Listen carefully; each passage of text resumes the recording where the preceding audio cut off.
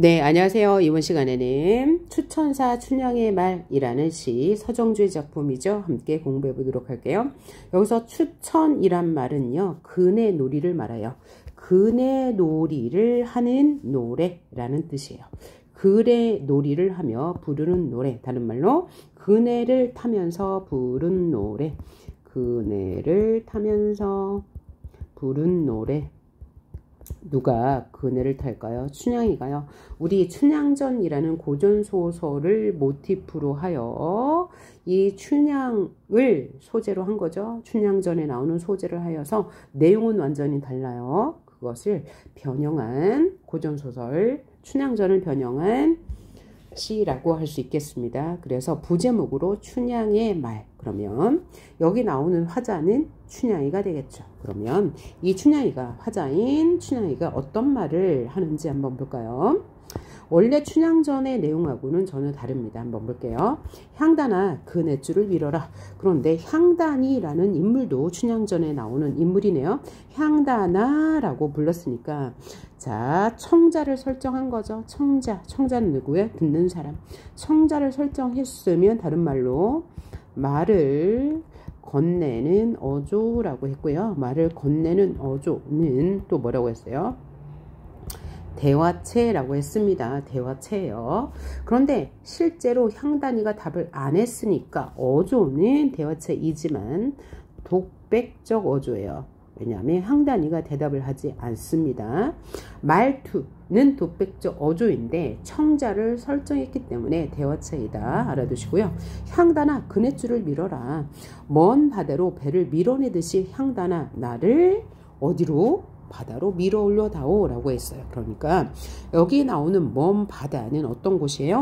향단이가 가고 싶어하는 향단이가 아니고 춘향이가 가고 싶어하는 곳, 그런 곳을 뭐라고 그래요? 이상향이라고 하죠.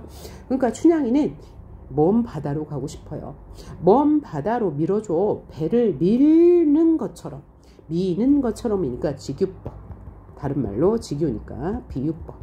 비유법은 한 대상을 다른 대상에 빗대어 표현하는 건데 그 하위 항목으로 직유, 은유, 의인 등 다양한 게 있으니까 얘는 비유법이라고 해도 되고 직유법이라고 해도 되겠네요.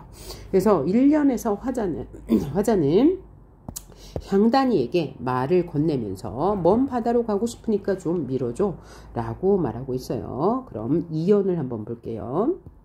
2연.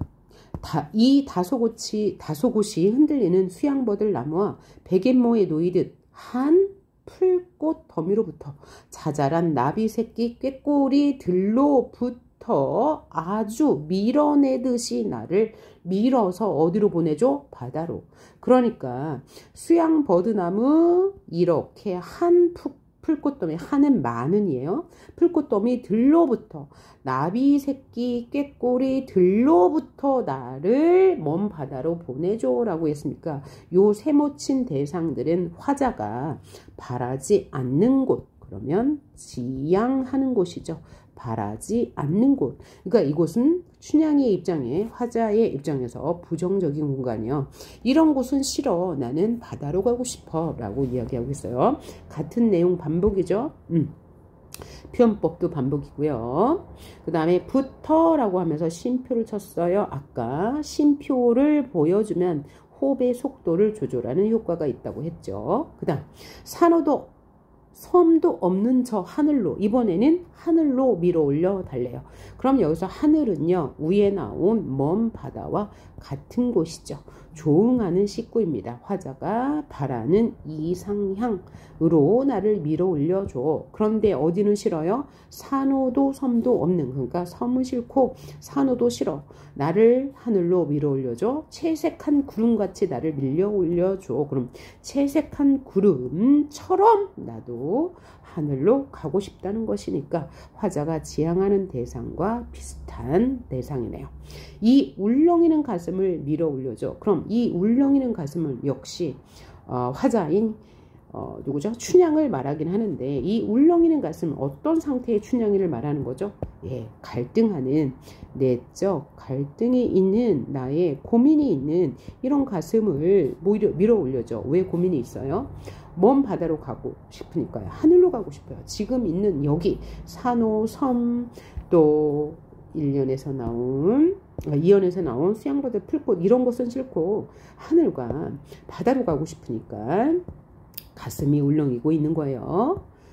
자, 서쪽으로 가는 달같이는 나는 아무래도 갈 수가 없어. 위에선 뭐라고 그랬어요? 나는 저렇게 채색한 달처럼 하늘로 가고 싶어 라고 이야기했는데 오연에서 화자는 서쪽으로 가는 달같이는 갈 수가 없다는 것을 안 거죠. 그래서 이 현실의 한계를 인식했다, 알고 있다 라고 해석하면 되겠죠. 나는 갈 수는 없어. 구름같이는.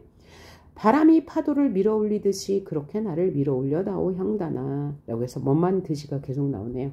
어쨌건 화자는 지금 계속 어디로 가고 싶어요? 하늘과 바다로 가고 싶은데 현실의 한계, 인간의 한계죠. 한계를 느끼고 뭐하고 있나요? 절망하고 있죠. 절망하고 있으면서 그럼에도 불구하고 계속 가고 싶다고 이야기하네요. 자, 그래서 화자는 지금 어떤 상황입니까?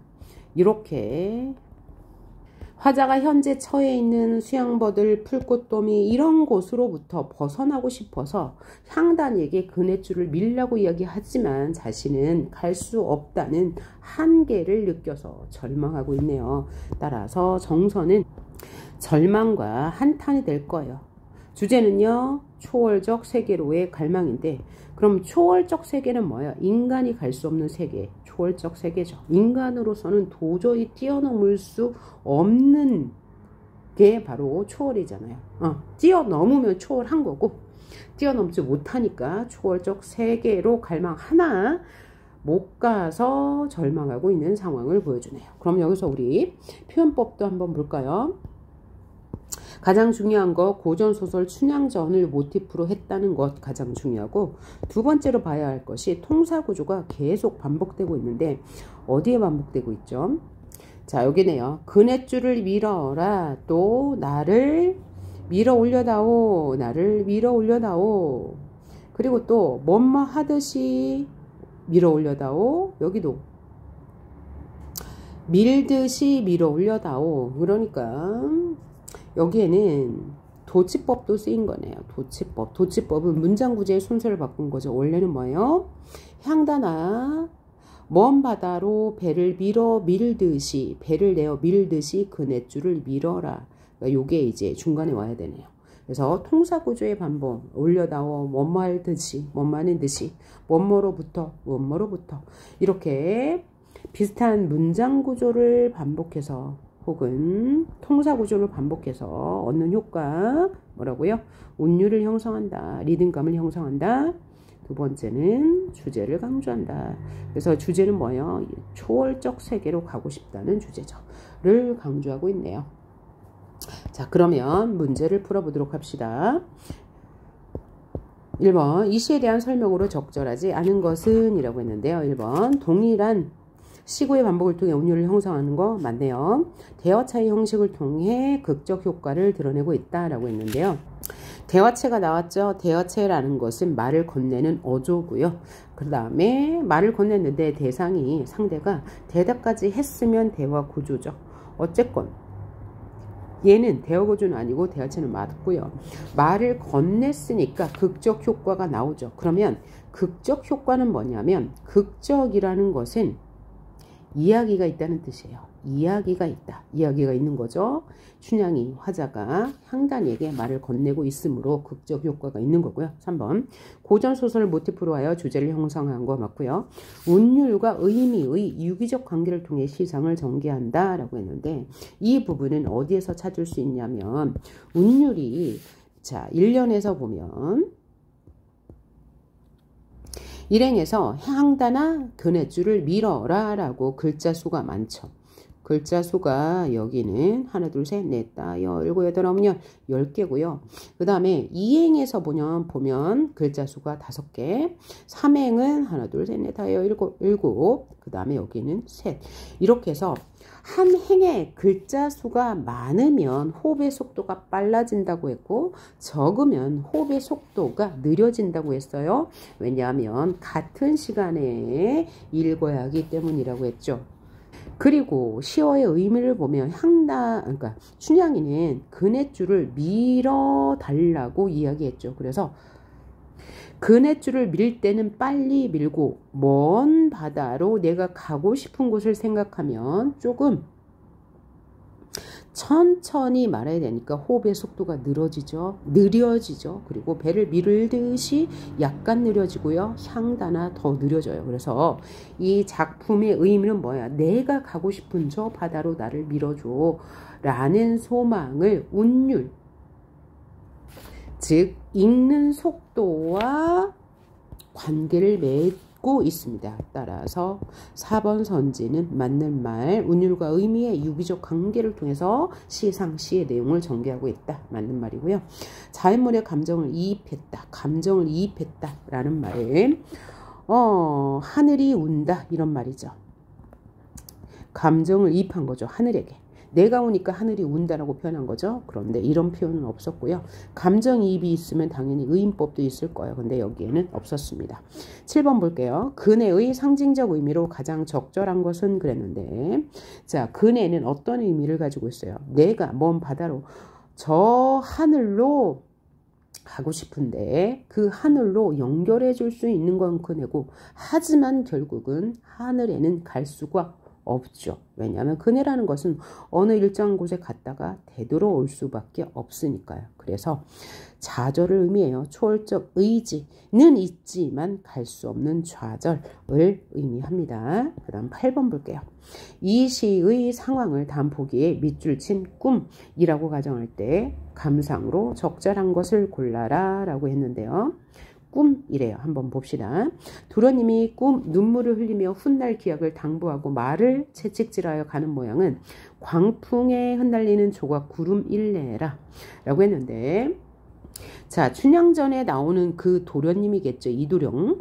도련님이 눈물을 흘리며 훗날 기약을 당부하고 말을 채찍질하고 가는 모양 광풍에 흩날리는 조각구름과 같다. 그러니까 이도령이 떠나잖아요. 훗날에 만나자고. 근데 조각구름과 같다는 것은 뭐야? 쉽게 흩어질 것이다 라는 것이에요. 그러니까 잘 지켜지지 않을 것이라는 의미를 담고 있다고 볼 수 있네요. 이때 춘향이 하는 수 없이 자던 침방으로 들어가서 향단아 주령 걷고 안성 밑에 베개 놓고 문 닫아라. 도련님은 생신을 만나보기 망연하니 그죠? 만나보기 어려우니 잠이나 들면 꿈에서 보자. 그럼 이 꿈은 뭐야? 자신의 소망을 간접적으로 실현하는 것이죠. 자, 그러면 가장 가까운 의미가 뭔지 한번 볼까요? 1번 실패한 사랑의 상처를 노래한 것이라고 아니죠. 소망을 실현할 수 있는 수단이 되는 거예요. 꿈에서라도 보니까요. 실질적인 소망 실현 아니지만 2번 미천한 신분에 대한 한탄 아니고요. 미지의 세계에 대한 동경도 아니고요. 절대자에게 기이하려는 거 아니고요. 절대자에게 기이하려는 의지는 뭐냐면 절대자에게 의지한다라는 뜻입니다. 그 다음 5번 보니까 재회를 소망하는 간절한 심정을 노래한 것이죠. 그죠? 예, 이렇게 볼 수 있고요. 그 다음 9번 보니까 기억에 내포된 시적 화자의 심리로 가장 적절한 것은 이라고 했는데요. 자, 기억은 나는 아무래도 갈 수 없다라는 것은 뭐예요? 절망, 체념이라고 했죠. 따라서 절망, 체념, 좌절의 의미를 담은 걸 찾으면 되겠네요. 신분 해방에 대한 열망 아니고요. 현실 세계가 아니고 이상 세계죠. 사랑으로 인해 설레는 것도 아니고 인간의 한계를 자각한 개념이라고 할 수도 있고 현실을 초국하고자 하는 갈망 두 개 다 될 수 있을 것 같습니다. 10번 볼게요. 1년의 행의 길이와 의미의 관계에 대해 서술하라 얘기했는데 아까 객관식 문제에서도 나왔었죠. 자, 1년에 2, 4행은 1행에 비해 짧죠. 그래서 행의 길이가 짧으면 호흡의 속도가 느리고 행의 길이가 길면 호흡의 속도가 빨라요. 그래서 행의 길이가 짧으면 천천히 읽게 되어서 하늘을 향해 올라가는 모습과 관련되어 화자의 소망을 드러낸다고 볼 수 있습니다. 그 다음 11번 볼게요. 니은에서 할 수 있는 인간사에 대한 시적 화자의 인식을 서술하시오 라고 했는데, 니은은 나는 아무래도 갈 수 없다. 그럼 어떤 인식이죠? 인간의 한계에 대해서 인식하고 있다. 한계를 인식한다 라고 쓰면 되겠네요. 자, 그럼 오늘은 이번 시간에는 추천사에 대해서 공부해 봤고요. 자, 다음 시간에는 김춘수의 꽃에 대해서 보도록 합시다. 수고하셨습니다.